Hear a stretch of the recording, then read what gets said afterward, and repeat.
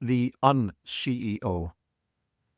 This is the last in a series examining the difference between positionship and leadership, and in particular exploring the dynamic patterns that may indicate that you or someone else is using their position to achieve things rather than doing the hard work of actual leadership. In previous posts in the series, we looked at three such patterns. First, what I call the donut CEO, then the second pattern, the sandwich CEO, and then we met the flying goose CEO. There are links to each of those posts in the notes below. First, a quick note on terminology. Throughout this series, for ease of understanding, we're using the acronym CEO, Chief Executive Officer, in the blog post titles and that first paragraph only, because all the principles apply to what in predictable success terminology we refer to as the MSE, the most senior executive, which in context could refer to a CEO, but equally to a lead pastor, the senior partner, the head of a division, a department, a project, group, or team. So apply the principles to the MSE of whichever context you most work within. I'll use MSE in the rest of the post to make this clear. Today we conclude with the un-MSE. Can you spot her? And in the blog post linked to below, you can see a graphic image illustrating the org chart, if you will, of the un-MSE. The un-MSE doesn't believe in titles and formal roles and eschews such things as corner offices and reserved parking spots. They repudiate formal meetings, preferring management by walking around. They don't write memos. Instead, they send my thoughts on. To the un-MSE, structure is the enemy of good and hierarchy is the spawn of evil. In theory, the un-MSE rejects the MSE role, but in reality they're doing exactly what the other patterns in this series do, abdicating leadership, in this case by defining it out of their vocabulary. By rejecting the classic MSE role, they are handily sidestepping the responsibilities of leadership that go with it. Why this happens? Overdominant parents? Absent parents? Too much reading? Not enough reading? Not enough failure? Too much failure? Who knows? I have failed spectacularly in finding a consistent pattern to explain why and how un-MSEs develop.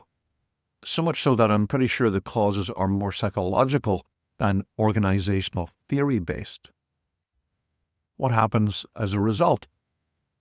Organizations run by un-MSEs flourish in good times given a strong economy and or high demand for their product or service.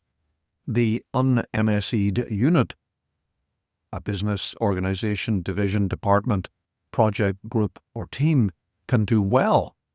People want and like to come work for them. Creativity gets a free rein, and morale is high. In a downturn, however, or faced with growing pains, for example in Whitewater or Treadmill, the un-MSE'd operating unit becomes fraught with unresolved tension, brought about by a lack of needed leadership and clear direction. Morale plunges quickly and the tension becomes confusion, then eventually resignation, in both senses of the word.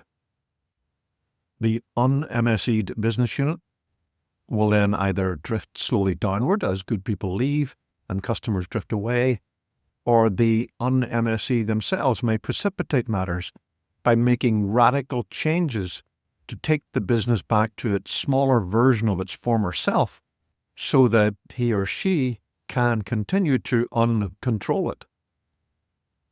How to fix it?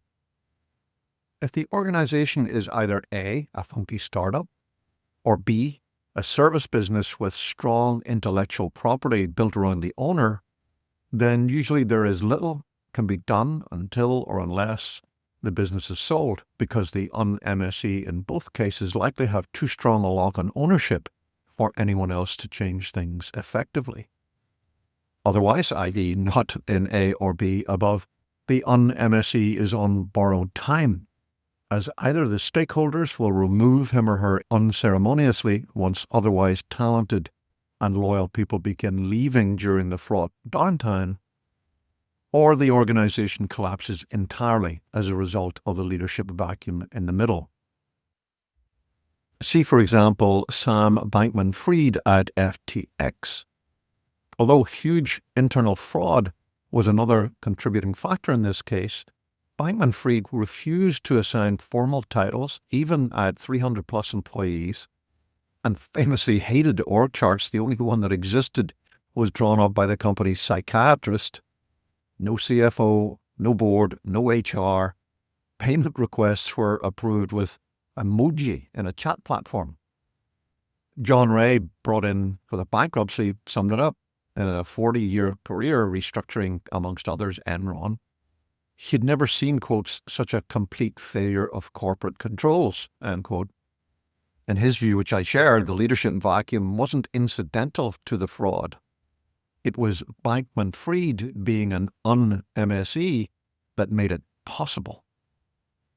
Sometimes, if enough pain is felt, this dynamic might change under pressure from the shareholders, ownership, and/or employees.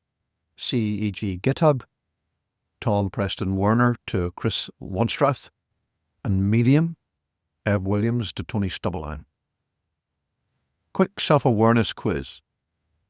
Use the simple 10-question self-assessment below, link in the notes below, to check if you or a colleague you work with might be an un-MSE. Make sure to answer all 10 questions to see your diagnosis at the bottom of the quiz.